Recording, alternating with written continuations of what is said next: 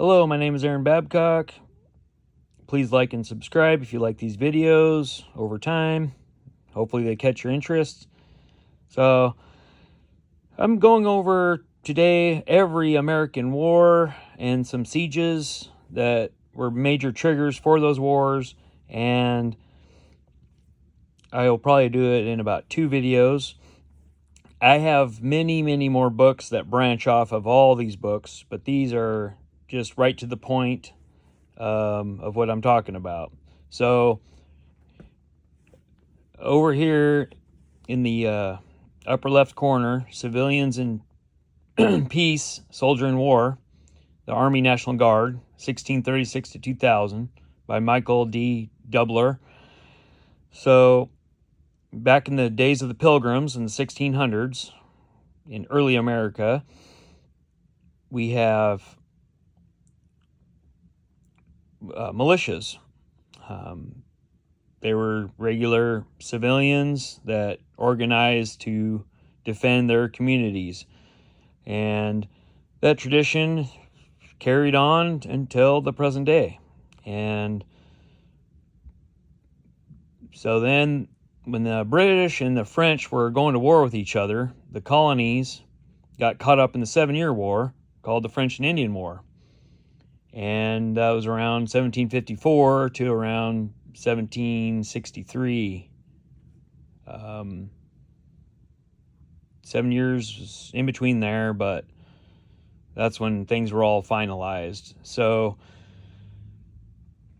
that's where George Washington was serving under the British, and learning a lot about how things work in warfare. And there was the Bunker Hill siege that triggered a lot of Americanism versus the British Empire. I'm sure a lot of French and Scottish and Irish and Germans and Dutch all could collaborate together with some rebel British folks to start a new nation. But anyway, that's an interesting book right there. And so we come to the American Revolution. I have lots of American Revolution books, but today that's just the writings of the War of Independence, 1775 to 1783. And then we move along to the War of 1812. This was under President Madison at this time, and his wife Dolly Madison. And that was a really rough war. They call it the Second War for Independence, because it was another war against Britain again. And then some years later, about 1856, I believe, we have the Alamo, another siege, and which kind of leads to the Mexican War of that time period, leading up to the mid-1800s. And then we have the Civil War, where it was the industrialists North's people versus the farmers of the South. And the issue of slavery was a big topic, but also the traditions of farmland and private property rights were big in the constitutional battles of that time. And people were scared they were going to be industrialized. And there was also the questions of free states and slave states. And so there was many things going on during those days.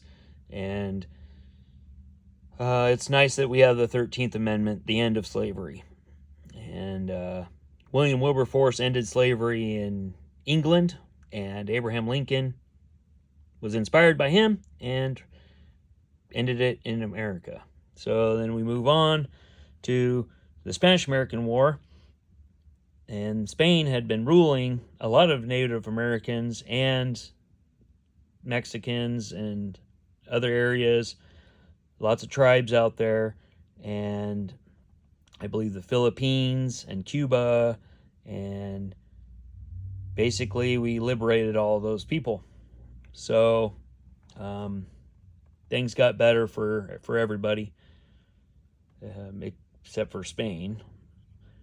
And that's just how it goes in war.